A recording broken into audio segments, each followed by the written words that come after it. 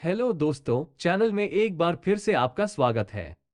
Stop loss order किसी trade के risk को सीमित करता है। मुझे उम्मीद है कि हर ट्रेडर ये जानता है। ये वास्तव में एक ट्रेडर का सबसे अच्छा दोस्त है जो बाजार में सर्वाइव करना चाहता है और अपने लॉन्ग टर्म पोटेंशियल प्रॉफिट्स का एहसास करना चाहता है। अधिकांश ट्रेडर्स को उनकी पोजीशन प्रोटेक्ट करने के लिए स्टॉप लॉस होने में आराम मिलता है। कम से कम वे स्टॉप लॉस रखने के महत्व को जानते हैं ताकि उनकी पोजीशन उनकी कैपिटल को बहुत अधिक रिस्क में न डालने से बचाया जा सके। लेकिन ज्यादातर ट्रेडर्स इस बात की परवाह नहीं करते हैं या वे इस बात पर ज्यादा विचार नहीं करते हैं कि वे अपना स्टॉप लॉस कैसे सेट करते हैं। स्टॉप लॉस होने के लाभ को सही मायने में महसूस करने के लिए आपको एक लॉजिकल माइंडसेट अपनानी होगी। लॉजिकल स्टैंड पॉइंट से स्टॉप लॉस कैसे सेट करें, इस पर डिस्कशन करने से पहले आइए देखें कि स्टॉप लॉस कैसे सेट न करें ताकि आपको एक क्लियर पिक्चर मिल सके। दो सरल प्रश्नों की सहायता से मैं स्टॉप लॉस सेट करने के गलत थॉट प्रोसेस को समराइज करूंगा। पहला सवाल है, मैं किसी पर्टिकुलर ट्रेड में कितना खोना चाहता हूं। दूसरा सवाल यह है कि इम्प्लाइड स्टॉप लॉस प्राइस क्या है जो मुझे रखना चाहिए। अब पहले प्रश्न पर आते हैं। मान लीजिए कि एक ट्रेड के लिए मैं अपने रिस्क को 1000 रुपये तक लिमिट करने को तैयार हूं। मैं एबीसी स्टॉक के 100 शेयर्स 100 रुपये में खरीद रहा हूं। अपने रिस्क को 1000 रुपये तक सीमित करने के लिए मुझे अब अपना स्टॉप लॉस 90 रुपये पर रखना होगा। अब आप पूछ सकते हैं कि इस थॉट प्रोसेस में गलत क्या है। समस्या यह है कि यह पूरी तरह से मार्केट प्राइस एक्शन को डिसरिगार्ड करता है। इस प्रोसेस में हमने प्योरली अपनी रिस्क प्रेफरेंस के आधार पर 90 रुपये का स्टॉप लॉस लेवल निर्धारित किया है। लेकिन मार्केट के लिए ये स्टॉप लॉस प्राइस रैंडम, मनमाना और अर्थहीन है। यदि आप इस थॉट प्रोसेस के साथ अपना स्टॉप लॉस रखते हैं और जब मार्केट वॉलेटिलिटी को देखते हुए और स्मार्ट मनी द्वारा स्टॉप लॉस हंटिंग नजर में रखते हुए, अक्सर आपका स्टॉप लॉस हिट हो जाएगा। आइए अब स्टॉप लॉस ऑर्डर्स देने के लॉजिकल तरीके को समझते हैं। एक लॉजिकल ट्रेडर के रूप में आपको अपने आप से फॉलोइंग प्रश्नों को क्रम से पूछना चाहिए। पहला सवाल यह है कि वास्तव में मेरी लॉजिकल स्टॉप लॉस प्राइस क्या है। जैसा कि मैंने मेंशन किया है, हमारी रिस्क लेने की क्षमता लॉजिकल स्टॉप लॉस पॉइंट नहीं है। एक लॉजिकल स्टॉप लॉस वह है जो मार्केट प्राइस एक्शन द्वारा हाईलाइट किया गया है। ये स्टॉप लॉस लेवल्स जो प्राइस एक्शन पर आधारित हैं, हमारे ट्रेडों को ऊपर और नीचे जाने के लिए ब्रीदिंग स्पेस देते हुए हमें अपने रिस्क को सीमित करने में मदद करता है।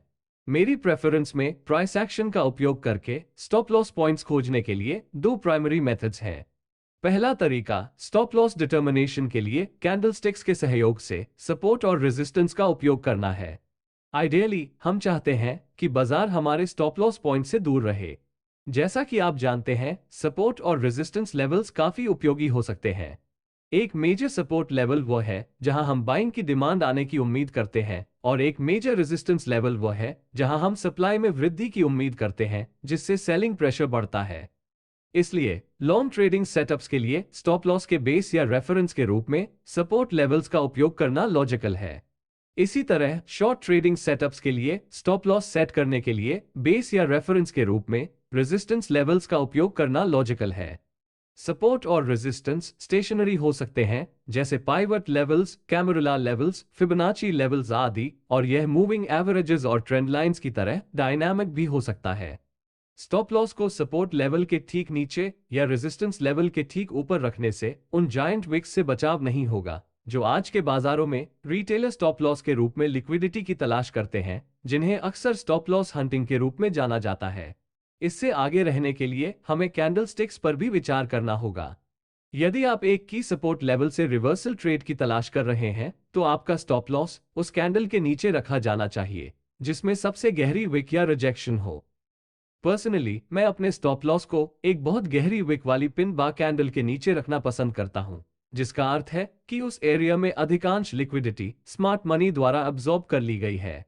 ज्यादातर ओकेजन्स पर अगर ट्रेड आपके पक्ष में चलना शुरू कर देता है तो इस स्टॉप लॉस लेवल के हिट होने की संभावना काफी कम हो जाती है।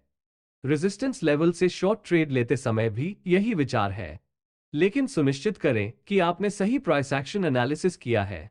सिली मिस्टेक्स ना करें, जैसे एक सपोर्ट लेवल से लॉन्ग ट्रेड लेना जब मार्केट एक डिसेंडिंग ट्रायंगल कंसोलिडेशन बना रहा हो जिसमें प्राइस लेवल के नीचे टूटने और आपके स्टॉप लॉस को हिट करने की एक शॉर्ट पॉसिबिलिटी हो। प्राइस एक्शन के बारे में अधिक जानने के लिए मैंने पहले से ही उन सभी इंपॉर्टेंट टॉपिक्स पर एक फ्री कोर्स बना लिया है, जिन्हें आप मेरे चैनल पर देख सकते हैं। तो आपका स्टॉप लॉस एक एरिया ऑफ वैल्यू पर आधारित होना चाहिए, जिसमें प्राइस एक्शन और बनने वाली कैंडलस्टिक्स की नेचर पर एम्फेसिस दिया गया हो। दूसरा तरीका वॉलेटिलिटी बेस्ड स्टॉप लॉस का उपयोग करना है। एक आइडियल स्टॉप लॉस वो है जो हमारे एनालिसिस को फेल किए बिना ट्रेड को कुछ हद तक ऊपर और नीचे जाने के लिए पर्याप्त ब्रीदिंग स्पेस प्रदान करता है।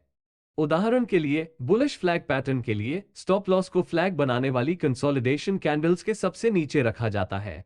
यहां आपका स्टॉप लॉस केवल तभी हिट होगा जब आपका एनालिसिस गलत हो जाता है या यदि आपकी एंट्री बहुत जल्दी होती, यानी ब्रेकआउट टिक नहीं पाया और प्राइस आपके स्टॉप लॉस पर वापस आ गया।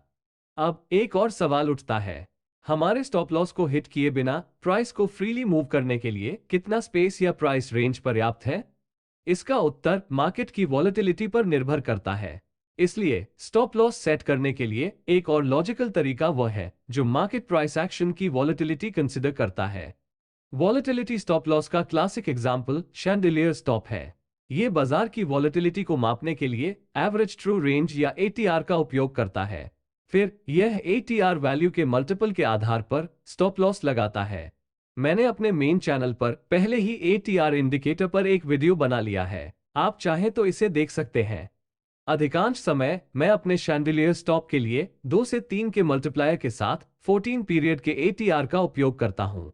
आप बाजार की वॉलेटिलिटी के अनुसार मल्टीप्लायर वैल्यू को एडजस्ट कर सकते हैं, यानी यदि वॉलेटिलिटी अधिक है तो हायर मल्टीप्लायर के लिए जाएं और यदि बाजार में वॉलेटिलिटी बहुत कम है तो लोअर मल्टीप्लायर का उपयोग करें। इस उदाहरण में हमने बाजार के टूटने और एक माइनर बेरिश मूव के ऊपर क्लोज होने के बाद खरीदारी की है, जिसने शैंडिलियर स्टॉप पर सपोर्ट लिया है। शैंडिलियर स्टॉप के आधार पर हमने अपना इनिशियल स्टॉप लॉस यहां रखा। शैंडिलियर स्टॉप के बारे में दिलचस्प बात यह है कि इसे अक्सर ट्रेलिंग स्टॉप लॉस के रूप में इस्तेमाल किया जा सकता है। इस मामले में इसने अच्छा परफॉर्म किया। अच्छी बुलिश रन के चलते हम प्राइस को ट्रेल करने में सफल रहे। आइए एक और प्रोमिनेंट क्वेश्चन पर चर्चा करें। लॉजिकल स्टॉप लॉस पॉइंट के आधार पर किसी को कितना पैसा रिस्क में डालना चाहिए? मान लीजिए लॉजिकल स्टॉप लॉस से जुड़ा एक price action pattern risk level के रूप में 40 रुपये का प्राइस लेवल दर्शाता है और हम 100 शेयरों की टोटल क्वांटिटी के साथ 50 रुपये पर स्टॉक में एंटर करना चाहते हैं। यहां हमें 1000 रुपये का रिस्क उठाना होगा। अब अपने आप से पूछें कि क्या मैं उस राशि का रिस्क उठा सकता हूं? इसके लिए 2 सिनेरियोज हैं। पहला सिनेरियो तब होता है जब आपके ट्रेडिंग खाते में केवल 5000 रुपये हैं। आप अपनी ट्रेडिंग एक्टिविटीज के लिए बस इतना ही उपयोग कर सकते हैं और यदि आप इसे खो देते हैं तो आप ट्रेड नहीं कर सकते। यदि आप पैटर्न के अनुसार 1000 रुपये खो देते हैं तो आप 20% की ड्रॉडाउन का रिस्क उठाते हैं। स्पष्ट रूप से आप ये रिस्क नहीं उठा सकते। इस मामले में ट्रेडिंग सेटअप की क्वालिटी पर ध्यान दिए बिना ये ट्रेड आपके लिए बहुत महंगा है। या तो आपको ट्रेड को छोड़ देना चाहिए या ट्रेड रिस्क को एक्सेप्टेबल लेवल तक कम करने के लिए अपनी पोजीशन साइज स्केल डाउन करना चाहिए। दूसरा सिनेरियो तब होता है जब आपके ट्रेडिंग खाते में 1 लाख रुपये होते हैं और 1000 रुपये आपकी रिस्क कैपिटल का केवल 1% होता है। 1% का नुकसान ट्रेडिंग जारी रखने की आपकी क्षमता को बर्बाद नहीं करेगा। वास्तव में आप ये रिस्क उठा सकते हैं, इसलिए आप ट्रेड कर सकते हैं। अंत में ये सब रिस्क मैनेजमेंट और पोजीशन साइजिंग पर निर्भर करता है। इन शॉर्ट, एक मिसगाइडेड ट्रेडर अपनी पर्सनल रिस्क प्रेफरेंस के साथ शुरू करता है और बाजार में स्टॉप लॉस लगाने के लिए आगे बढ़ता है। उसने अपने रिस्क का इवैल्यूएशन करने से पहले ही तय कर लिया है कि वो ट्रेड में एंटर करना चाहता है। उन्होंने बाजार की पूरी तरह से नेग्लेक्ट की। दूसरी ओर, एक लॉजिकल ट्रेडर बाजार में एंटर करना चाहता है या नहीं, ये तय करने से पहले बाजार के रिस्क पर विचार करता है। वो पोटेंशियल स्टॉप लॉसेस के लिए बाजार के एनालिसिस से शुरुआत करता है। उसके बाद ही वो अपनी रिस्क प्रेफरेंस पर विचार करता है। अंततः वो बाजार में तभी एंटर करता है जब वो रिस्क उठाने में सक्षम होता है, अन्यथा वो ट्रेड छोड़ देगा। ध्यान रखें कि स्टॉप लॉस रिस्क को सीमित करते हैं और ट्रेडर के मार्केट में जीवित रहने के लिए महत्वपूर्ण है। हालांकि यदि आप अपने स्टॉप लॉस को लॉजिकल रूप से बाजार को पहले कंसिडर करते हुए सेट नहीं करते हैं तो वे पॉइंटलेस हैं।